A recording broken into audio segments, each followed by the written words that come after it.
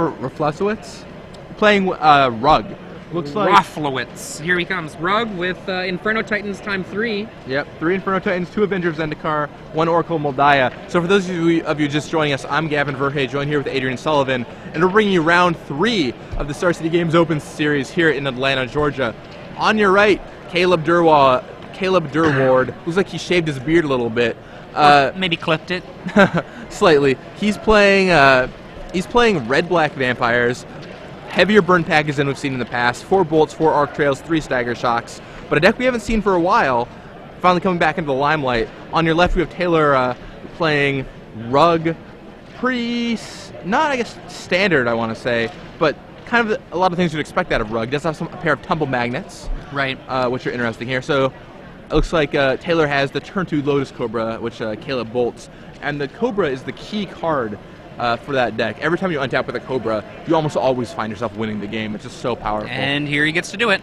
And there's Lightning Bolt came down for Caleb, shutting off that Lotus Cobra. But a second Cobra from Taylor will give him some mana, and now he can get up to 3 this turn. Cracks that. He's going to go to 3 mana. Caleb has his favorite turn 2 threat, the Bloodghast, and that guy just doesn't go away. Similar to how Vengevine is so good, Bloodghast just keeps coming back for more. So Taylor plays a turn 3 Tumble Magnet off of Lotus Cobra mana, which is a card that we haven't seen traditionally in Rug decks, but it's just getting more and more universally adopted as Stoneforge Mystic picks up its dominance. Okay, so we have a turn 3. What will he bring to the table? Looks like he's got a Highborn in his hand. Definitely has a Highborn. The question is, does he have Gatekeeper? That is no doubt the card he wants to have here. Looks like it. Yep, there it is. There's Gatekeeper for Lotus Cobra. That'll shut off Taylor's mana boost and give Caleb a nice little 2/2 threat, which is pretty good in a robust deck like Vampires, which just, uses a trickle of small card advantage effects and damage to keep your opponent down. And there's a second Tumble Magnet, which will buy Taylor some time. He drew both Tumble Magnets this game. He only has 2 main deck. Taylor's list, 3 Titans, 4 Cobras, 3 Inferno Titans. 4 Cobras, 2 Avengers, 1 Oracle, 4 Jace, 4 Bolt, 4 Preordain, 2 Tumble Magnet, 4 Explore, 4 Mana Leak, 1 Spell Pierce. It looks like Captivating Vampire down for Caleb, pumping his team. And if Caleb gets to 5 Vampires, that is actually a huge problem for Taylor. It can steal away Inferno Titans, it can steal away all kinds of things. Plus, it makes his cards just harder to deal with. I mean, Inferno Titan can't just wipe his board anymore. Avenger of Zendikar in Taylor's hand. And that Avenger is brutal. Granted, if Caleb's able to steal it, it'll won't quite be as big of a problem, but those plant tokens will still be pretty powerful. Looks like 2 burn spells sitting in Caleb's hand there. And Taylor looks like he's a land and an Avenger of Zendikar? I think that's Misty Rainforest. Inside the attack step, tapping some creatures down. Captivating Vampire gets in for 2. Yep, and 2 drops Taylor down to 15. Okay, what do we have here? And The Highborn. And the Highborn, he doesn't have any way to machine gun it right now. He doesn't have a Sarah Seer, which will allow him to sacrifice all of his vampires at some point to just drain him. But still, just having it out there is going to be so huge, especially if Taylor's plan is... Lightning Bolt. Yeah, I was going to say, if his plan is to bolt. Now, the question here, I think you have to spend that bolt this turn, because you want to cast your Avenger next You absolutely have to. That Vampire has to go. So, do you hit Highborn or Captivating Vampire? You have to get that Captivating Vampire, I think. I mean, otherwise, it's just too easy for the Captivating Vampire to take things over. The Fireball, less important. So Taylor just opts to not Tumble Magnet. His magnets are really low right now. Yep, and this deck does not have a way to class them back up, so those Tumble Magnets are just 3-shot uses. And he does choose to Lightning Bolt that Captivating Vampire, which will allow Caleb to drain Taylor for 2 life off the Colossus Highborn. Down comes Pulse Tracker for Caleb Durward. And right now he wants to get a land. There it is, Avenger 4/7. And that is brutal. A little out of order sequencing, which is now, of course, legal. Very true. So Avenger comes down, which will create 7 plant tokens, but for now the plant tokens are 0/1s. Taylor is out of cards. So now Caleb is trying to figure out, how am I going to get my creatures to die? The best card you could draw here would probably just be Viscera Seer, right? That would be the one. He's only at 6 life, so that would literally be the best draw right now. Yep, if he draws Viserys here, that's just game over. The other problem, of course, is Caleb can just be like, okay, whatever, attack you with my vampires. Attack you with non-highborns. And then you go block. All right, I'll drain you anyway. I mean, that Bloodghast is getting in for sure. Oh, that's another highborn. Another highborn. I was going to say, that's probably his second best draw. Yeah, that means essentially that if he plays this outright, there are literally, I think, no outs for Taylor that don't involve winning next turn. Because with the second highborn, that pulse tracker gets to come in. Oh, I'm not quite no outs. My bad. Because he doesn't have to kill anything yet. The pulse tracker can just march in and take 1 life out, and so he'll be at 5. What I was going to say was that if he got down to 4, then killing a highborn means he dies, and he needs the highborns to die. So, granted, yeah. my apologies for that jump to the gun. All right, so Caleb serves in with looks like Gatekeeper and Pulse Tracker here, yeah, and oh, he's thinking about it. So he opted to not cast the second Colossus Highborn pre-combat. Surprise. I feel like you wanted to get that Highborn down there. You know Taylor's got no cards, and when you serve, you have to drain him for max points. Now, granted, if you play that Highborn and he kills off 2 of your vampires, you can't drain him for 8, but you can still drain him for 6, which is all you need, and he only has 1 5/5 blocker in the first place. Right. And so he attacks the Pulse Tracker, dropping Taylor down to 5. He's got a Hand of Burn. Yeah. And he's got Arc Trail, Lightning Bolt to finish him off. Okay. Doesn't even need to show him the extra Highborn. Yep. He even have Arc Trailed his own Pulse Tracker if he felt like it. Right. To trigger Highborn for an extra point of damage. So that takes down Taylor pretty quickly. I remember back when Vampires was just starting up, I played this deck a lot, this matchup a lot, and to me it always felt like Vampires was heavily favored. Yeah, I agree. Rug deck had a lot of problems. The one way that Rug could beat me... Pyroclasm? Oh, Pyroclasm was good out of the sideboard. I was going to say Avengers Zendikar was their best weapon. Ah, okay. But we saw Avenger come down that game, and it just didn't matter. He just killed him anyway. He was too low. He was too low. So going to the sideboards here for Caleb Demons Durward. of Death. Demons of Death's Gate. We'll see if Demon comes in. I don't know that makes it for this matchup. I mean, your natural way of attacking does a good job. Right. I mean, the Demon is mainly for the Valakut matchup. Right. So I don't know if we'll see Demon here. Nighthawk. Vampire Nighthawk. Again, I don't know if we really want Nighthawk. Go for the Throat might be a nice card. I think dealing with Cobra is too important. I think dealing with Inferno Titan is too important. Right. I think you want that removal spell. And he doesn't know which Titan. Inferno Titan is the most common Titan right now, I think, from Rug. But any Titan is worth killing with Go for the Throat. So that seems reasonable to me. Though, to be fair, I wouldn't be surprised if he actually does use Mark of Mutiny here. He's got enough burn, he's got enough beatdown. Unlike the Boros deck where I'm a little bit less comfortable with the Mark of Mutinies being brought in, he knows 2 things. 1, he knows he's got Titans from his opponent, and Mark is good against a Titan. And 2, he's got a pretty solid burn package here. He's got 10 burn spells. And the combination of those 2 factors with his fast beatdown, I think you're going to see Mark of Mutiny, definitely. Maybe not Go for the Throat, but Mark of, even with Avenger there, I mean, the thing is if a Titan comes down, Mark can often mean game over. I don't actually like Mark that much here. I feel like you don't want to board out that many cards because you really have to keep like the core of your deck intact. You don't have a lot of sideboard slots, and I think Mark isn't good against Avenger of Zendikar. He only has a handful. He knows that he only has a handful of other creatures to hit. You know, probably 3 to 5 Titans, which are 3 Titans in this case, and. Yeah, Mark on a Inferno Titan is really good, but I think Go for the Throat will often accomplish a similar thing because you should be able to keep a board presence behind Inferno Titan even after they deal 3 to you. And if you mark it, I don't know if that's going to be lethal often enough. Plus, you probably have to cut burn spells. I wouldn't mind cutting Stagger Shock. It's too slow for Lotus Cobra. Yeah, I think Stagger Shock might be a weak link here. I mean, Caleb also has Vendetta and Doomblade, which might come in. I mean, maybe you can cut the Hex Mages because the only Planeswalker is Jace. Might not be as big of an issue. I still like the Hex Mage as a Jace killer. I still like Hex Mage. I would even too. board in a Hex Mage.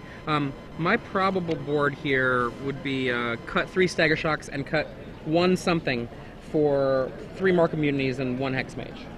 Out of Taylor's board, 4 Pyroclasm That's going to be auto-in. That is the big card here. He's going to bring in he's going to bring those in no matter what. He's also, I would say, going to bring in 4 Spreading Seas. People that have played this matchup a lot know that Spreading Seas versus Vampires is often like Stone Rain. right? Because they need the triple black. They need black mana to activate their highborns. They need triple black for gatekeepers. They need all this black mana, and especially when they're 2 colors, you can really shut them down on what they're doing. The issue once again is how many sideboard slots do you have? So he has 4 Pyroclasm, 4 Spreading Seas, and 2 Obstinate Bailoffs. Those all come in. 10 cards I think you want to bring in this matchup. What can you afford to take out here? The 1 Spell Pierce, okay, that's a freebie. I would take out the 4 You think 4 Mana Leak? I think 4 Mana Leak too. The 1 Spell would Pierce, and I think Tumble Magnet is not very good in this matchup. I think it comes down, it winds down too quickly. I agree. It winds down, there's no equipment to stop, and like you're just stopping a 2/2 as opposed to, when you're stopping the one guy with a sword, it's very good, but when your opponent has 5 creatures, it doesn't quite have the same impact. So I think you cut the 2 magnets, the 4 leaks, and the 1 pierce. That's 7 cards. 1 Oracle could go away. That's 8, and then you shave 2 cards. Yeah, simply just shuffle and lands. Who needs those, right? Like, I mean, the question of what you shave is always hard, but I think you shave something. Maybe you shave the Jaces. I could see cutting some Jaces here. I kind of like cutting out some Jaces. Yeah, I mean, that seems like a very solid sideboard plan to me. Looking down this list, see that there's anything else you can really do. I mean, I don't think you want to cut any Explorers, because I think just getting ahead on mana and accelerating into your big threats is too important. So I think you have to cut 2 Jaces in this matchup. I mean, the thing about Jace is, if you get into a late game against vampires, Jace is so good because you can just bounce whatever they play. But the other 10 cards you're bringing in, Clasm, Seas, and Bailoff, I think are all worthy of slots. Yeah. And that gives him 12 great 2-drops too. 4 Explore, 4 Lotus Cobra, 4 Spreading Seas. Yeah, my prediction honestly is that this is probably going to go to game 3. Like, being on the play, having access on the play to Spreading Seas can do so much. Being on the play is very, very important in Standard and Legacy just in general. But in this particular matchup, the knockout punch power of Spreading Seas on turn 2 before Caleb has had a chance to play a second land, I would be very surprised if we don't see a game 3 resolving this matchup. I mean, a lot depends on the hands. I agree, Taylor being on the play is gigantic in this matchup. Yeah. But yeah, I mean, a mulligan there is kind of rough. Yeah. There's always that element of the luck factor. Right, and if Caleb gets a fast draw and Taylor doesn't have Explore, he can still maybe get out ahead of him, but we'll see what happens. I mean, even the worst matchup can be won. Yes. Even the best matchup can be lost. Just gotta shuffle their deck correctly. If we all just stopped playtesting and started learning how to shuffle our decks so that they always got mana screwed when you shuffle your opponent's decks, I mean, how could you possibly lose? All right, let's see. So yeah, Cobra in his hand. All right, so yeah, that looks like a pretty good hand for Taylor. He's got Halmar Depths, Misty Rainforest, Cobra are the 3 cards I saw, and I would keep that on 3 cards, so I'm pretty happy. Is that a Pyroclasm hiding back there? I see a hint of red. Looks like Inferno Titan, but I think it's Inferno Titan Pyroclasm. You think it's Inferno Titan Pyroclasm? So that's a pretty robust draw. You've got some lands, and then he sees 3 lands on top, which I'm sure he's very happy about because he needs that 3rd land. And no 1-drop for Caleb, which is a big problem. With so many 1-drops in his deck, being on the draw, you really want to have a 1-drop. So Raging Ravine comes down for Taylor. It looks like he might slow roll, because he's got a Misty Rainforest, right? I think he might be slow rolling his Lotus Cobra. Yeah, I mean, so is that an Oracle? Can't quite. It looked like it might have been an Oracle, yeah. Okay. So down comes Lotus Cobra, which is going to get him a mana, which he's not going to use. I mean, I think you can slow roll the Cobra there, depending on how you want to set up your mana, because he chose to put Raging Ravine into play. Right. Yes. And if you're not going to need the mana for anything explosive on the next turn, I can respect making that decision. Yeah, absolutely. He has access to 6 mana next turn if nothing happens to that Cobra. Oh, if nothing. All right, so Taylor cracks Mysterious Force in response. Sounds like a mana leak. It might be mana leaking here. Yep, and there mana it leak is. from Taylor, so he did leave some mana leaks in. I found in this matchup, I kind of liked keeping in 2. This is granted, this is back in the Stone Age of this matchup, back in a late last year well, when the decks were look just a lot popping like out. that, but it's true. I feel like might as well just be in the end of 2010. But I like leaving 2 mana leaks in on the play because you could often catch people like that on the draw. I think you definitely don't want them. You're just too far behind. But on the play, when your plan is to Pyroclasm them and your plan is to bolt them out, like it's just another removal spell you can use on a lot of game-breaking cards. And there it was pretty awesome for Taylor, shutting down a Gatekeeper Malik here that was really going to threaten him, and to deal with that Lotus Cobra. And it looks like he left in Temple Magnet too. And there's the Oracle, the one Oracle for Taylor. Down comes Misty Rainforest. And Misty can get him that Tumble Magnet if he wants it. Shows a mana leak. Yeah, and that Temple Magnet looks like it's going to come online here. So his hand is Pyroclasm Temple Magnet, so he didn't have an Inferno Titan.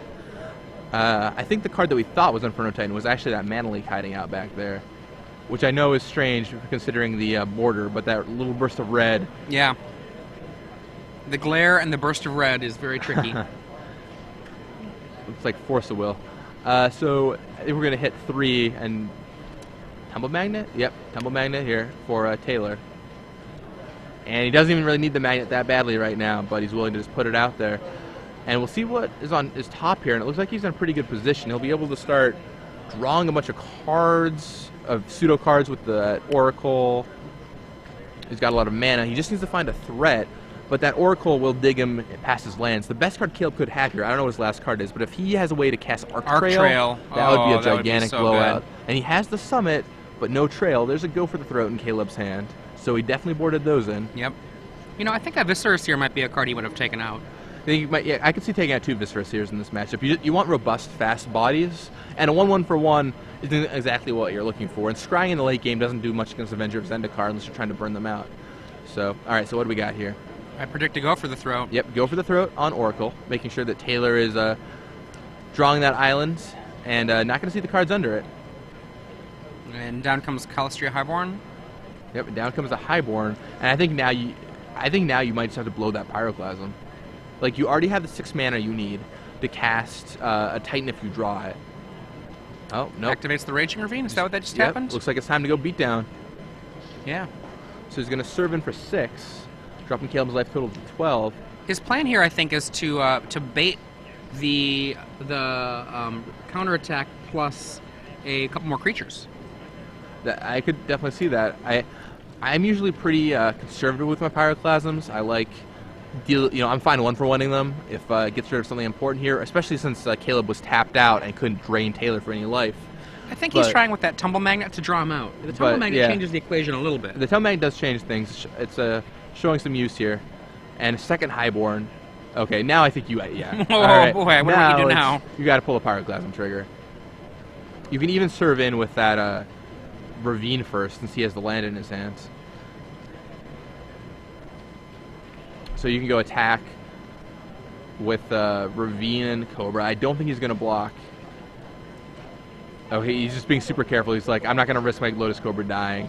I'll half your life total, drop you to 6, or 5 even, because the Ravine gets another counter. And then I'll play a land, blow up your entire board. Boom. And the jig is up. Caleb Durward loses his entire board. And Taylor has a lethal Raging Ravine staring him down, plus a counter on Tumble Magnet to tap any creature that Caleb can play. That's pretty awesome. Here comes 2 creatures. 1 can't block. 3 creatures. Oh, 3 creatures. That's the magic number.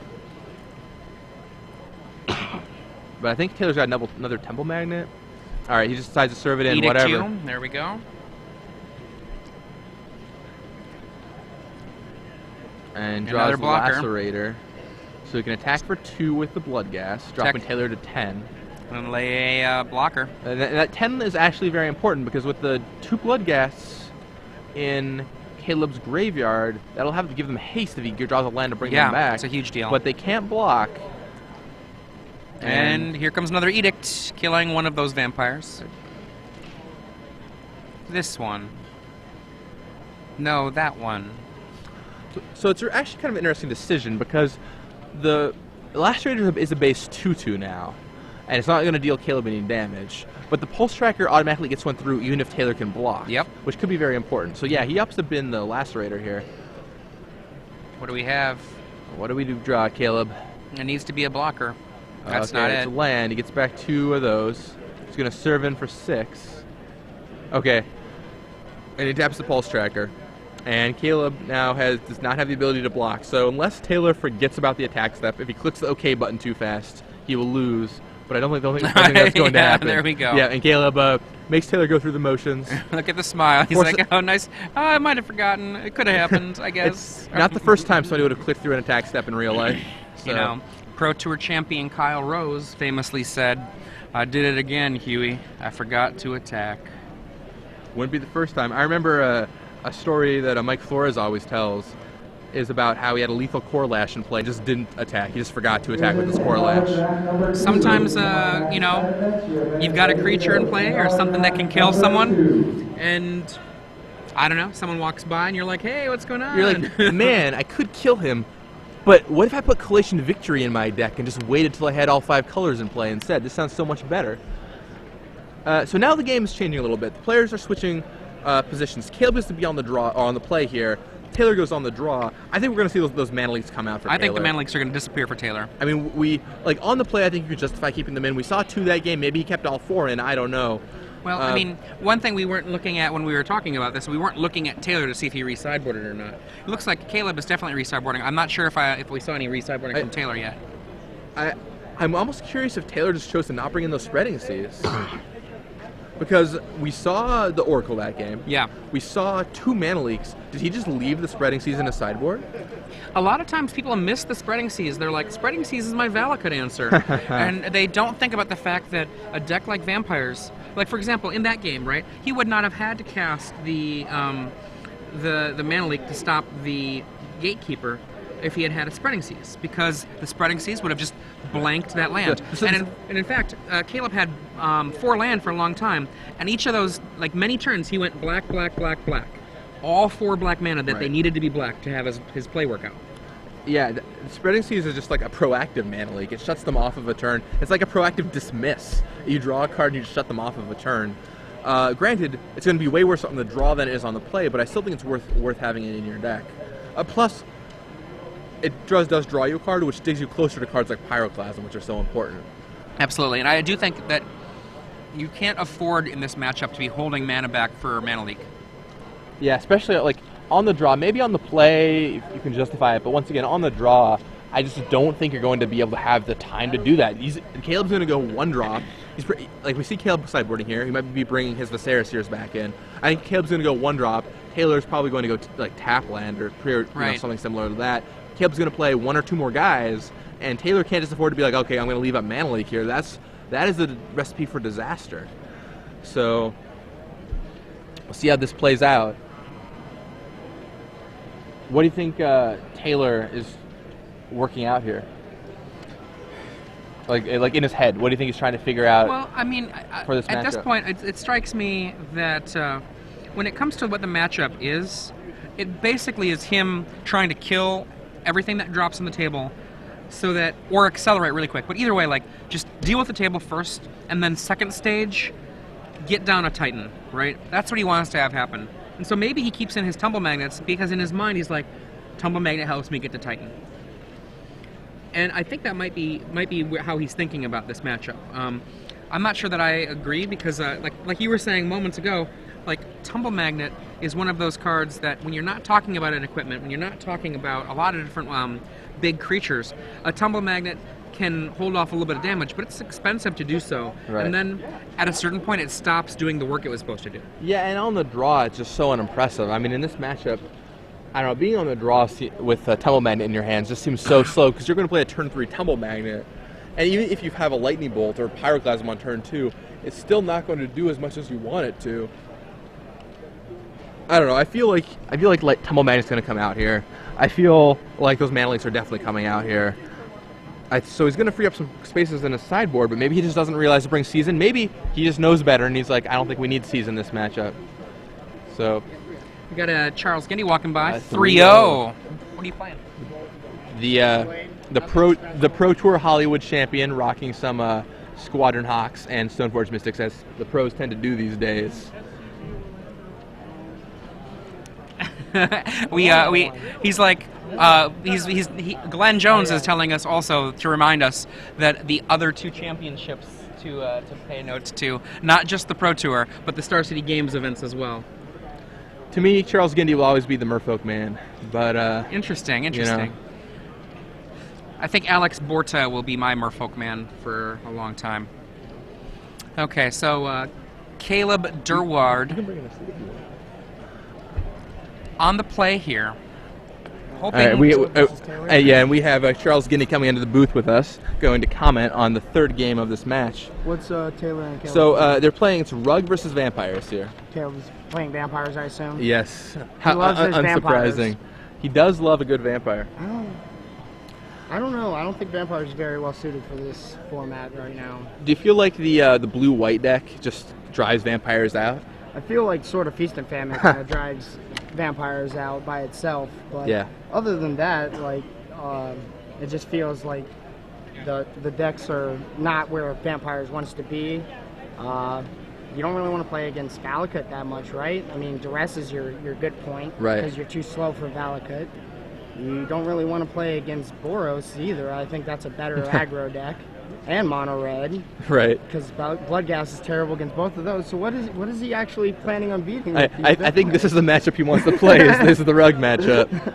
Oh yeah, I guess that's true. Rug is the good matchup for this. Is the matchup I think you want here. Rug and like the random bug type decks. But even then, I mean, we saw Taylor in game 2.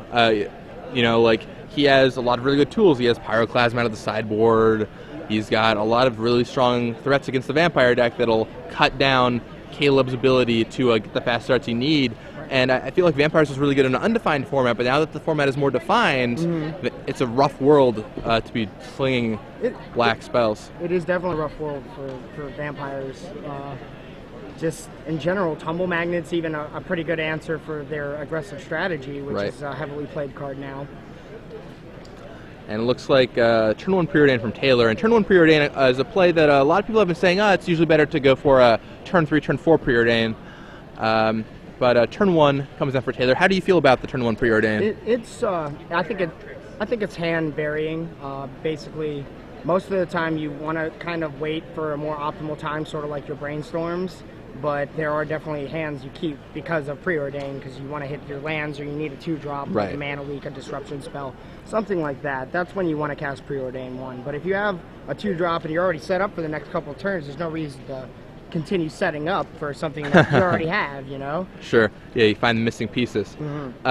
So Caleb serves him with his Bloodghast there. It sounds like we got a report from the floor that Arc Trail was the card that Caleb boarded back in. He boarded them out for the second game, and now they're back in his deck, and that's a good one to have right now. Looks like Lightning Bolt is probably going to clear that Lotus Cobra. Taylor. Lightning Bolt, is that a Lacerator in his hand?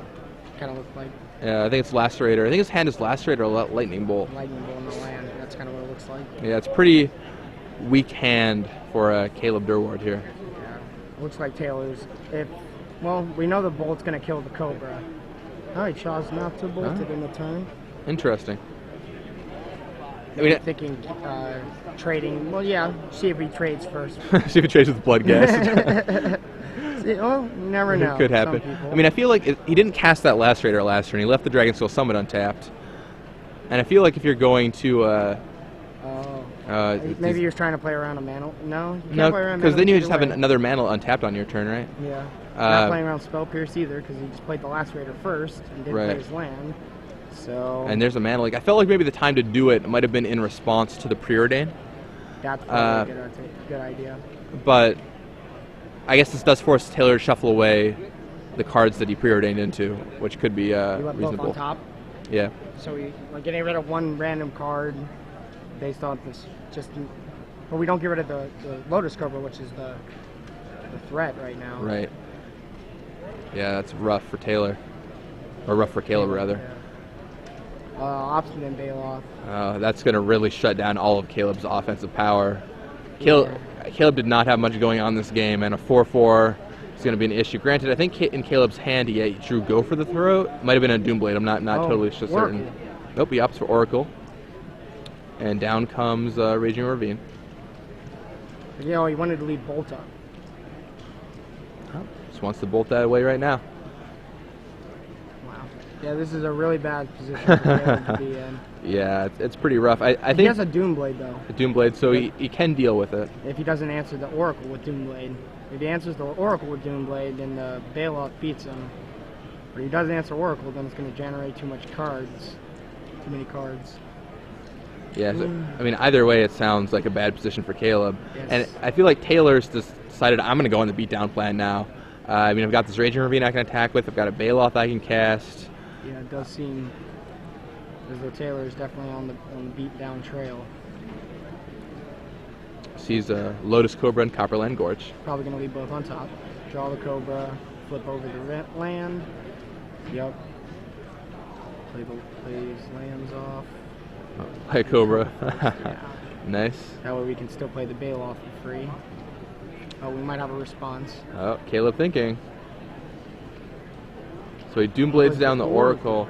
Interesting. So by Doomblading the Oracle, that means that I can no longer play that land and get a free Baloth, but it does get rid of Caleb's Doomblade after Taylor's gotten an advantage from it. And Caleb serves in for 2 more. It also makes it so Caleb has a dead draw next turn, because he's drawing a Copperline Gorge instead of a good card. Right. So in sense, he drew himself a card by doing that. That's certainly true.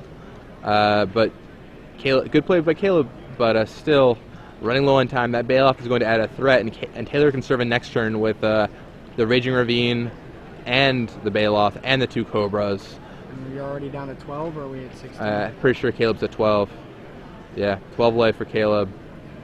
Blocks with that, brings it back. And that's... Yep. Here's where the beatdown starts coming. I think that's lethal. 8, 10, 12, yes. Yeah. Lethal if Caleb doesn't have anything, and he doesn't. So. Yep, and that's game. So so he played his good matchup, the one you probably want to play, and still ended up losing. Rough for Caleb Durward. Yeah.